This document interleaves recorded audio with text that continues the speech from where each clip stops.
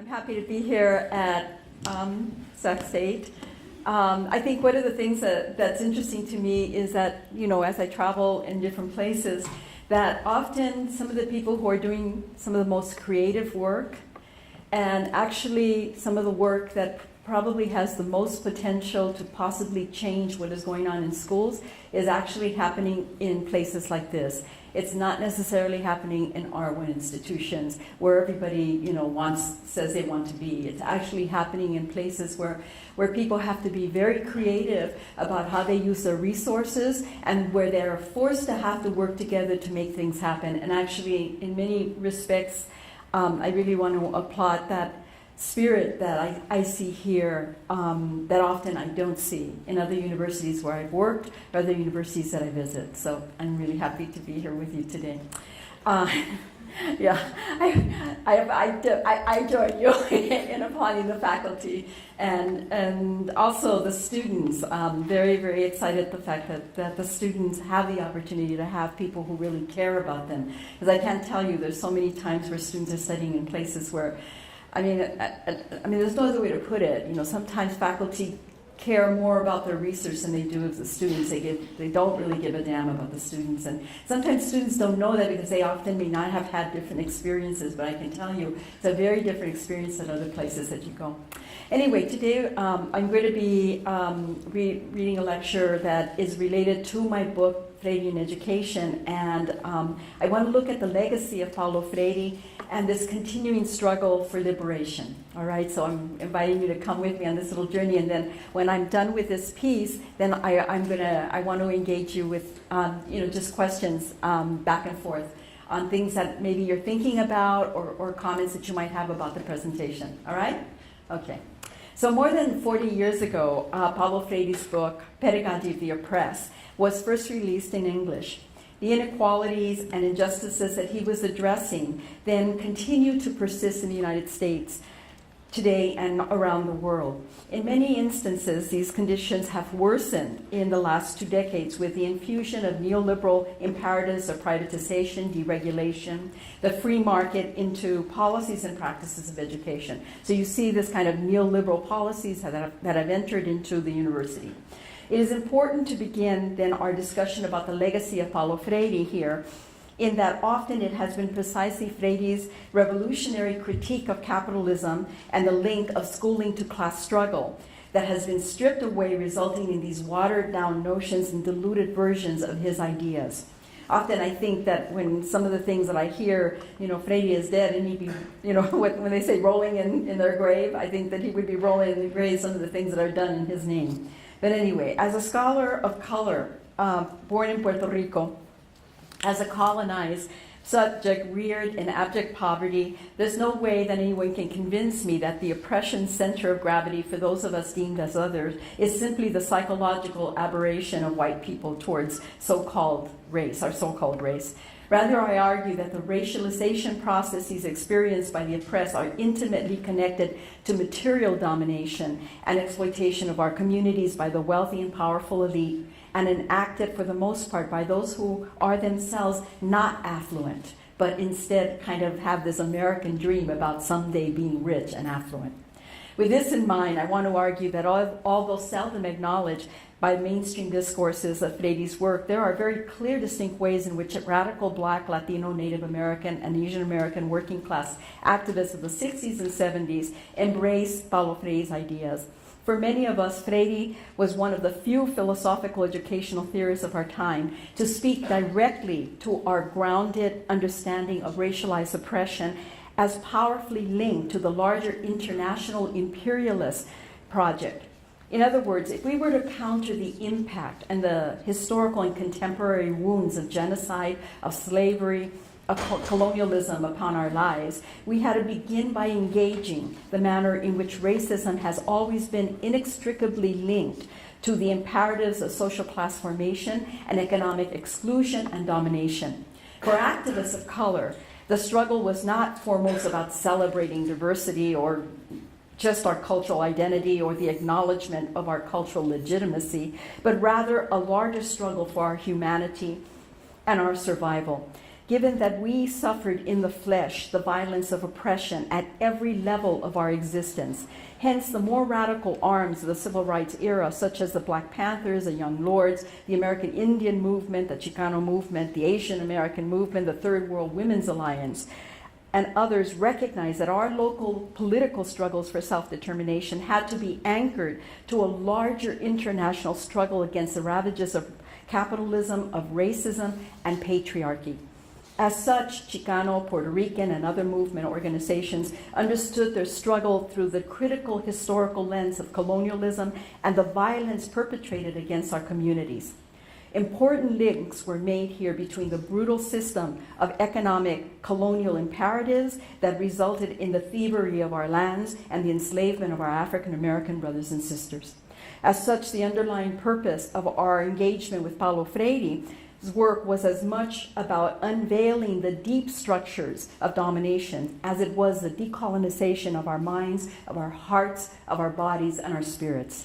In this sense, Freire's recognition that the oppressor contradiction was also internalized and ensconced among the oppressed echoed the thoughts of Malcolm X, of José Martí, of Alviso Campos, of Frantz Fanon, Albert Memmi, Du Bois, and others, activists, educators, writers of the 20th century who spoke to this phenomenon in their political articulations about the struggles of oppressed populations. These authors of color made reference to a dual process of socialization not found in theories posited by those from the dominant culture. Theorists of color spoke to this phenomenon of our double consciousness, of our double vision, of our bicultural identity, biculturality, diunital consciousness, multidimensional consciousness, duality, our twin beings, and so on. These are all terms that only came about as a consequence of folks of color writing about our experiences. You don't find these terms used in the theories that were posited by white sociologists or white psychologists, for example, or white educators. And this is really an important point.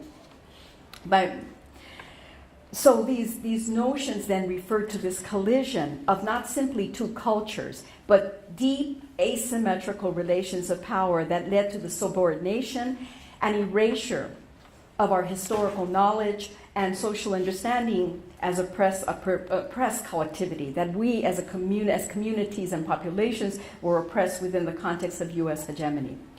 Restoring the integrity of our voices and centering our cultural and historical knowledge of survival became an essential political quest for us in an era where our voices and participation remain relatively absent, ignored, or silenced within the sphere of power and decision-making across the nation.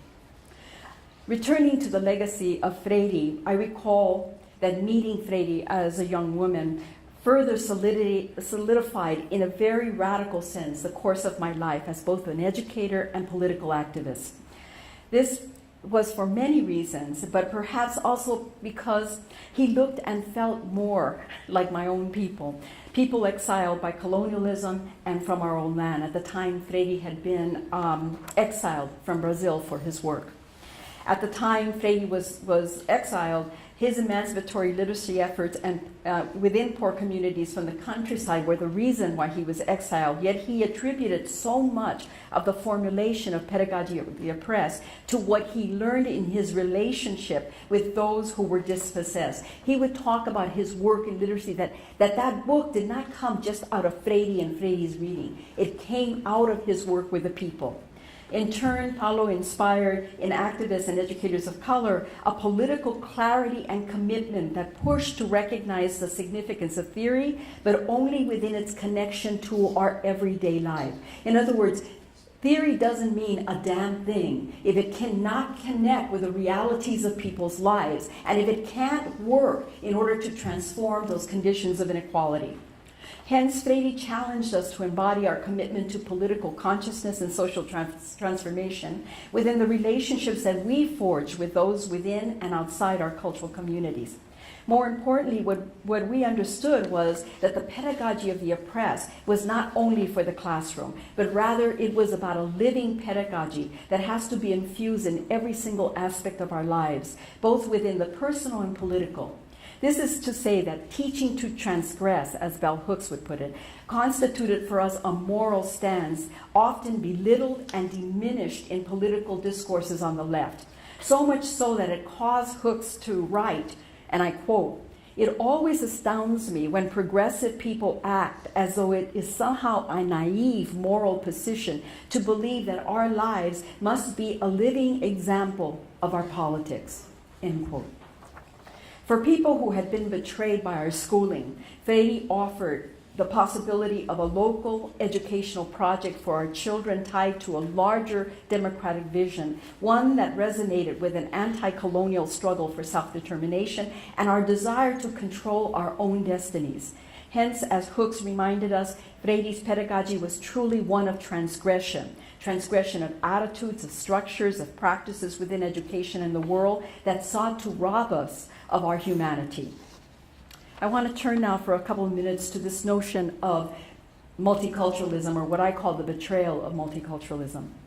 In the early history of civil rights struggles, many educators and activists of color saw multicultural education as a potential counter-hegemonic alternative for decolonizing the curriculum and transforming classroom life. In the 1970s, notions of biculturalism tied to the struggle for bilingualism began to evolve, and efforts were forged towards developing culturally relevant pedagogy. Many of these pedagogical efforts were founded on the principles that Freire first outlined in Pedagogy of the Oppressed. These principles challenge cultural invasion and the banking model of education by calling for a problem-posing pedagogy that guided students in the problematization of an unjust world, their radicalization as subjects of their own destinies, and the evolution of collective consciousness to support our social transformation. Freire's critique of cultural invasion was overwhelmingly salient in the U.S. context for those of us still afflicted from the destructive legacy of genocide, of slavery, and colonization in our everyday lives. However, as critical multicultural education efforts began to take hold in the late 1970s and 80s, reactionary conservative backlash and liberal rewriting of multiculturalism began to steadily erode the transformative intent of the project. Many of the multicultural education efforts that took hold in schools in the 80s and 90s, born of the burgeoning neoliberal age, not only conserved the hierarchical structures of ruling class power, but also intensified the process of racialized class formation. As communities of color consolidated a politics of identity to call for fundamental change to gross inequalities at work in the social, political, and economic arenas of the nation, the Reagan administration, A Nation at Risk report that was issued in 1983, served as this perfect counter-revolutionary formula to thwart the push for cultural and material equality in the United States. With a veiled contention that schools should function as economic engines to ensure global superiority of the nation, the neoliberal accountability movement began to gain steam with an attack on public education as well as ethnic studies. It is important, however, to recognize that the national policies brewing during that period were not only tied to education. The process of deregulation, of privatization, and the erosion of the safety net resulted in an economic corporate boom in the decade that followed, while the policies that ensued worked to push back the gains made by the civil rights movement. One disastrous aspect to communities of color was the unprecedented increase in the number of U.S. incarcerations, resulting in an overwhelming number of inmates of color. And if you look at this, this is in terms of what this shows, right where you start to see that increase. The last 20 years, what we see is how neoliberal policies impact, how those policies impact real life in terms of the incarceration of people in this country. Anchored in deficit notions, whether those be of nature or nurture, whitewash expectations of multicultural education became the vanguard, while discussions about the race problem, or race as a determining factor in the academic underachievement of students of color, prevailed in education debates, a discourse fueled by people like Oscar Lewis' proclamations of the cycle of poverty in the 1965 federal report, The Negro Family, the case for national action, authored by Patrick Moynihan, who deemed that the problem of poverty in Black communities is the result of the entanglement of pathology, and mainly because the men weren't there. What is really interesting, I have a student who's doing a study in terms of men who were incarcerated, African American and Latino men who were incarcerated when they were youth, and they talk about not having a father. And so there's this way in which that gets used to say, oh, that's a problem, they didn't have any fathers. Well, so many of the men were incarcerated, so there we have how incarceration keeps men away from their communities, how it's created this kind of mechanism for control and containment for poverty. Because the other piece that I could show you is that just as you saw that increase in incarceration, you could juxtapose on that graph the increase in poverty, and you would see a direct correlation. So I think it's important for us to understand that we have to pay attention to public policy and its impact on what happens in our communities.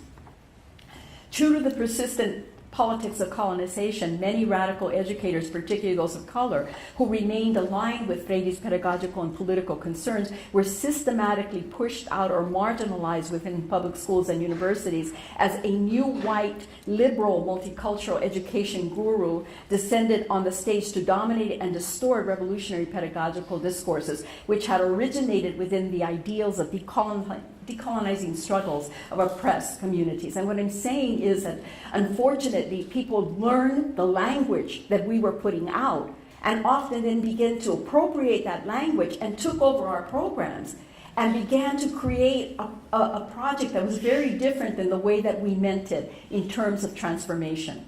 Often well-meaning discourses of urgency, justified by dubious scientific interpretations of cultural deficiency, which blame our children, our families, our culture for economic impoverishment, were used as a rationale for curtailing our self-determination and blocking opportunities for decision-making even within our own communities. So this whole notion of urgency, people would say, oh, it's urgent, we have to do something now. Well, hell, we've been dealing with poverty, I mean, the last 100 years we've been dealing with poverty. But there's a way in which a discourse of urgency gets used to make it okay so people in their communities and our own communities are not participating in terms of change. And part of the issue that we need to deal with is we need to contend when people are pushing us in ways that take away our capacity to be leaders in our own communities and to fix our own problems within our neighborhoods and within the larger society. As a consequence, many of us found our efforts warped in unrecognizable proportions, opening the path to the mendacity of mainstream multicultural notions, where suddenly the issue was really, oh, we're going to accept that you're all, we're going to talk about race, or we're going to, oh yeah, we want some black people, and we like some Latinos, and we want, but in terms of the power shift, there was no power shift. Token educators of color then, who followed the lead of mainstream white educators, were effectively integrated into schools and teacher preparation programs to marginalize radical discourses and decolonizing practices of revolutionary educators, a phenomenon whose consequence is being dramatically felt across the entire educational landscape today, as scholarship tied to cultural and language subordination in schools has gone out of vogue, considered passé in this flat world of neoliberal multiculturalism. So the issue is not, really, if a kid's smart, it doesn't matter what their culture is, they're going to do well if they're smart. In other words, the underside of that is that they don't do well is because their own damn fault, right? I mean, they're not smart. In the process, transformative forms of multiculturalism and ethnic studies have all but stripped away, while fragmented and superficial debates about engaging the individual diversities and multiliteracies of all students prevails. What is covered up is the hidden curriculum of this assimilative discourse is the fact that over 65% of bicultural and immigrant Latino children in this country are Chicanos and Chicanas, for example, and that is of Mexicano indigenous roots, and over 62% of all people who speak a different language speak Spanish. So we have some issues going on here that have to do with very different historical and linguistic communities and realities that are not being engaged.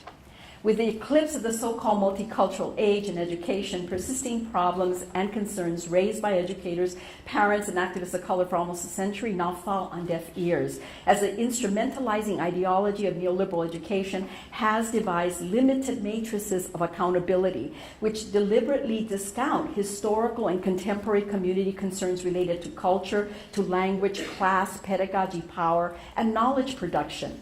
Instead, the numbers game of high-stakes testing, the standardization of knowledge, and teaching to the test persists as the order of the day. Accordingly, we find ourselves still mired in Western Eurocentric universal notions of humanity, where individualism, object-based, future-focused, and materialism counter the legitimacy of subordinate cultural community values and traditions and epistemologies.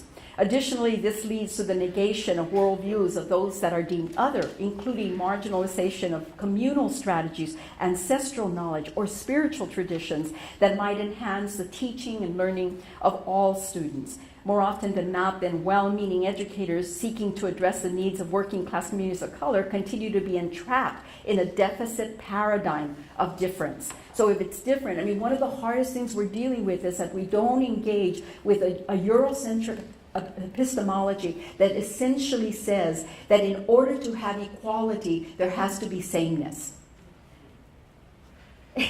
That's part of the problem. And beyond that, anything that is not same doesn't exist. Not only is it, I mean, it's not just it's definite, it doesn't exist. It is not permitted to be part of the center of the discourse.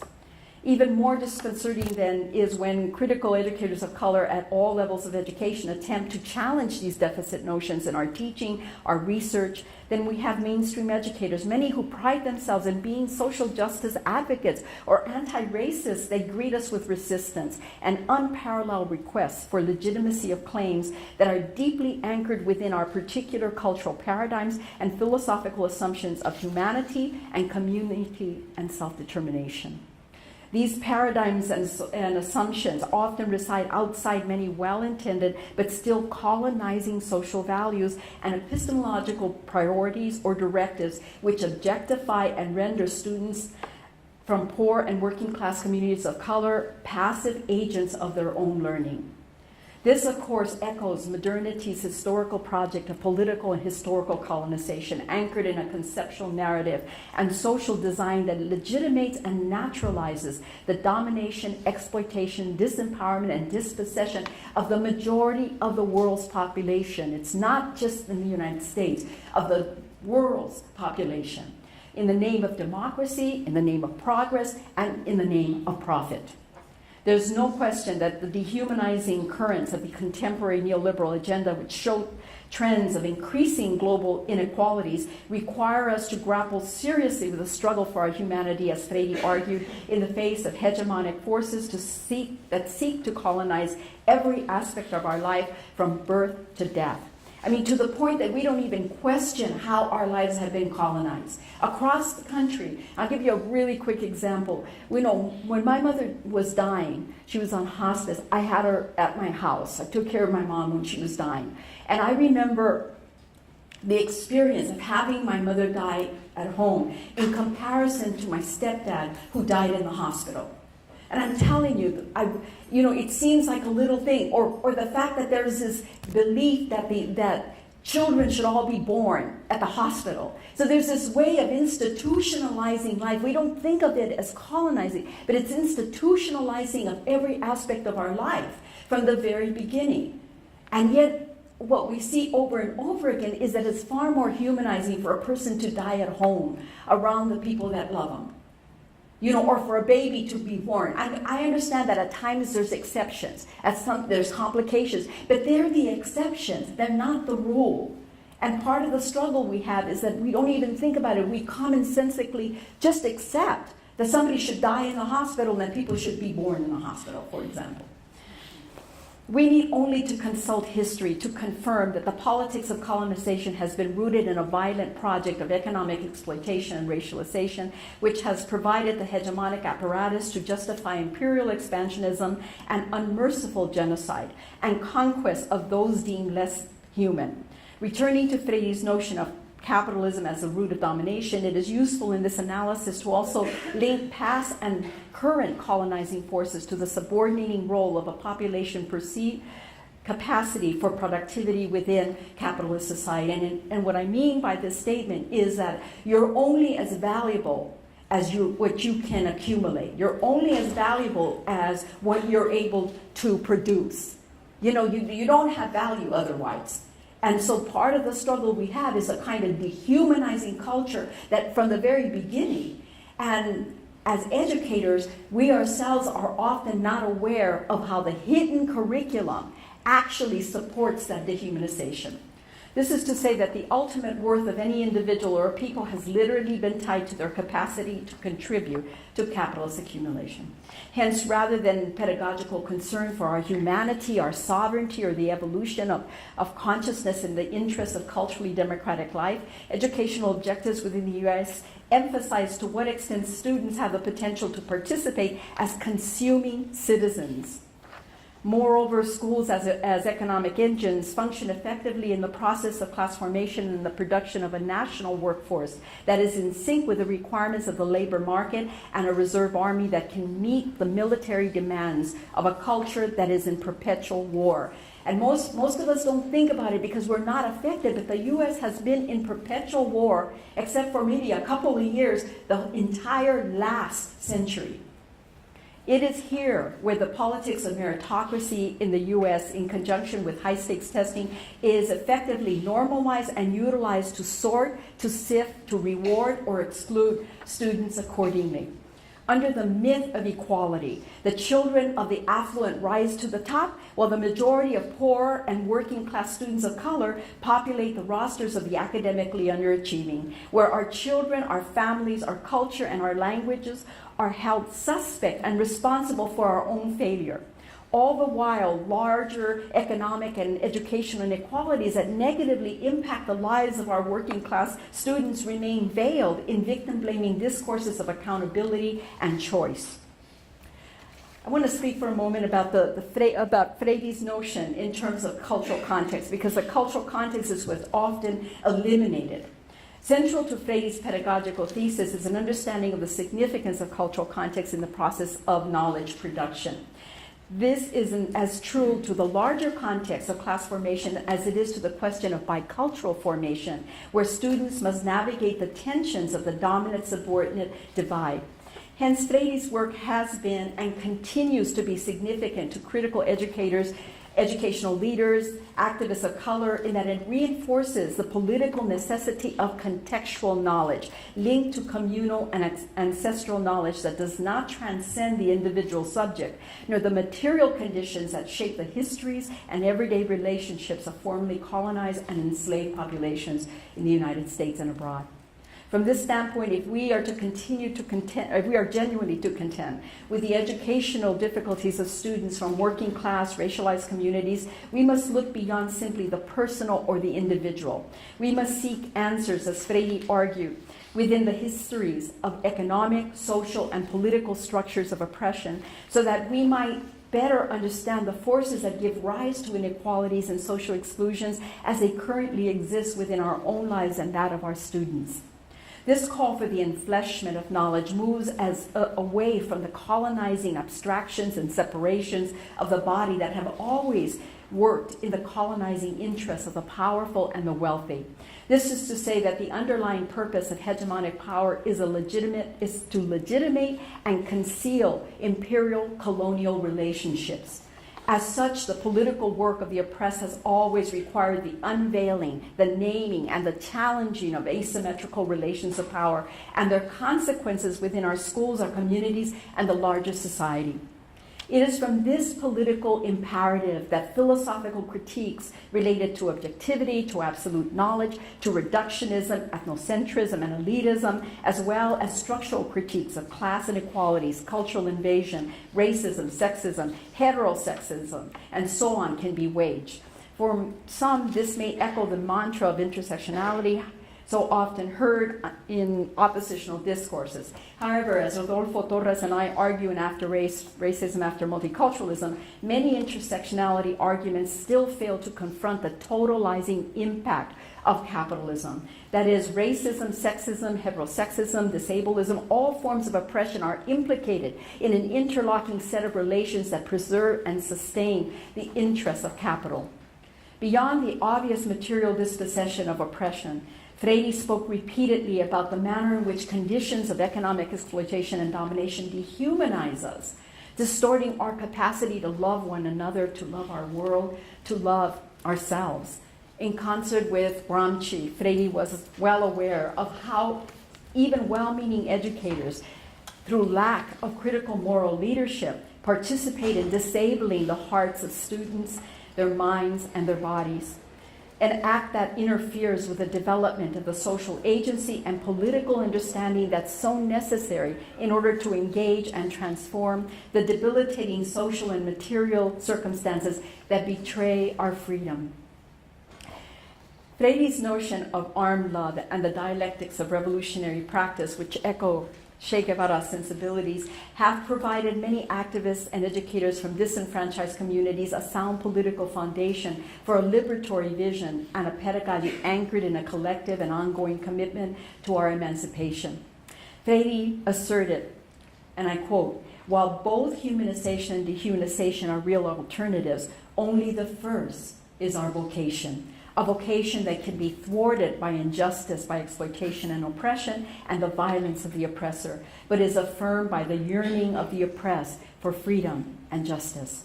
Starting from the realization that we live in an unfree and unequal world, Freire affirmed that our struggle for our humanization had to involve our struggle for the emancipation of labor and for overcoming our alienation, so that we might affirm ourselves as full subjects of our lives and our histories.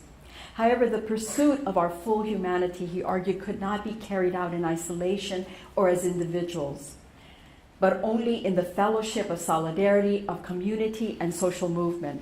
Thus, relationships of solidarity built through collective labor must remain central to our politics and our pedagogy in schools and in communities, given that it is in the process of revolution that human beings in communion liberate each other. And I think that one of the pieces that we forget is that what we mean by revolution is not a place where you get to, but it is a process where we move to the root and try at the root to transform the conditions, rather than putting on Band-Aids, as often happens in reform processes. For Freire, our capacity to live free required a fundamental shift in how leaders and educators and students defined our lives and the condition of our labor. This requires the ejection of colonizing ideologies of domination, the establishment of solidarity with others, the existence of meaningful choices in our life. Because sometimes we're given choices, but they're not even meaningful choices. They're not choices that we would make if we were left to our own devices. The recognition of ourselves as subjects of history, the courage to speak out when necessary, and a well-developed sense of empowerment in order that we might name, critique, decolonize, and reinvent our world collectively and in the interests of social justice, of human rights, and economic democracy. In waging struggles for social change, it always has been imperative that those who have been oppressed recognize that domination doesn't exist within this closed world from which there is no exit. Oppression is never an absolute phenomenon. Instead, Paulo reminded us this struggle is possible only because dehumanization, although a concrete historical fact, is not a given destiny but the result of an unjust order that engenders violence, which in turn dehumanizes the oppressed. Significant here is Paulo's acknowledgement of the psychological, physical, and spiritual violence that communities of color have endured for centuries at the hands of colonizing policies. Moreover, his political and intellectual courage in linking this question of violence to intentionality was particularly important in the history of our struggle.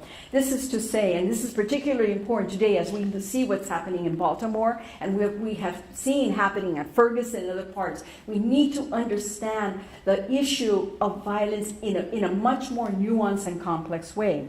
Freire never condoned violence in any of his speeches, nor am I condoning violence in this speech.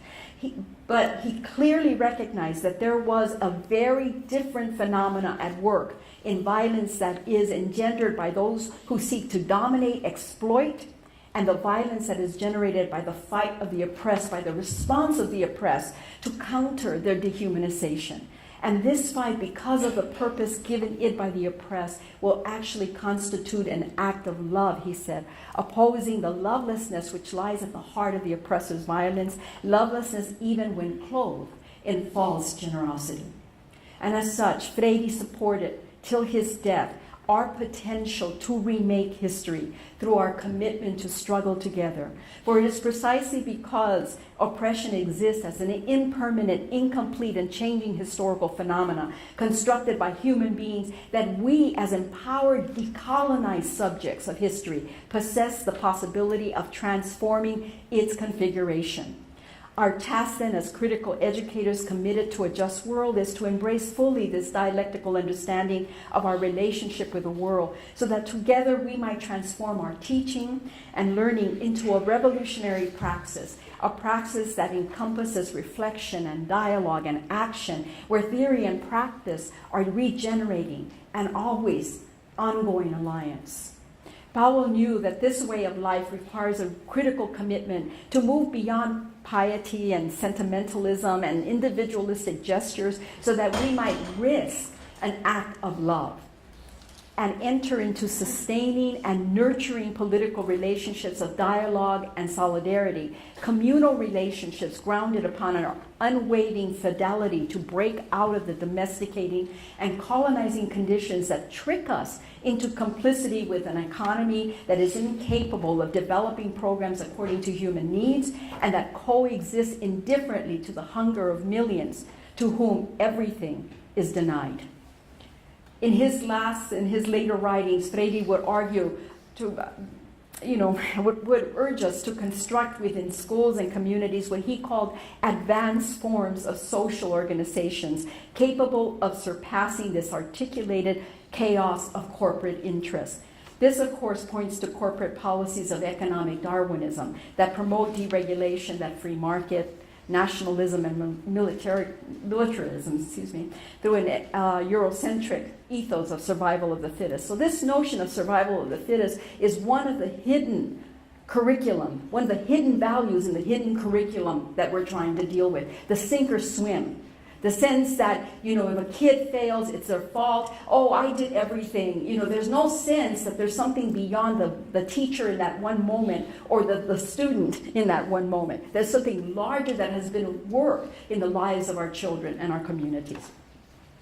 Freire acknowledged that radical struggles by those who dare to exercise their political will and capacity within schools could be severely curtailed by the tendency to become hardened by the dominant bureaucracy's oppressive expectations and dehumanizing posture towards those who critique. And what he's saying there is that often people just get tired, they get upset, and then they just leave, right? They just get so tired with fighting against the structures. And yet he recognized that more often than not, this phenomenon is prevalent because critical educators committed to revolutionary pedagogy within schools and communities are perceived by institutional gatekeepers as disruptive and dangerous.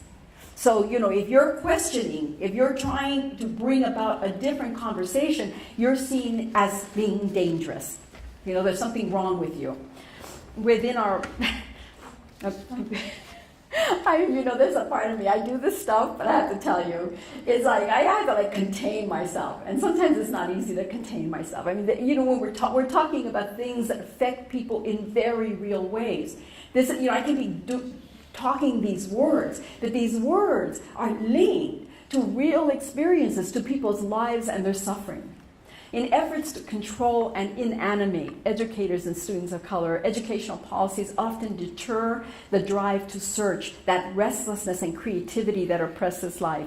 In response, Freire believed that true learning had to aim to critically unveil the contradictions and to courageously challenge those policies and practices that objectify, despirit, and dehumanize us, preventing our political expression as full cultural citizens of our communities, of our societies, and the world. Paulo recognized and often spoke of the enormity and difficulty of this pedagogical vision that he proposed. What I'm talking about is not easy stuff. It is not easy stuff. It's not easy stuff to live. It's not easy stuff to sift through. But he recognized that nevertheless, there was no alternative. We don't have an alternative. I mean, that's the difference. What is the alternative? To just let go and abandon our children, abandon our families, our communities? We don't have a choice. And instead, then, we have to eradicate debilitating fatalism and imposing myths that seek to alienate and render us passive, while underhandedly seeking our consensus and participation in our own oppression through notions of morality that reinforce our disempowerment. With this in mind, former Black Panther Assata Shakur, who has lived in exile in Cuba since 1979, she writes, "Nobody in the world, nobody in history has ever gotten their freedom by appealing to the moral sense of the people who have been oppressing them."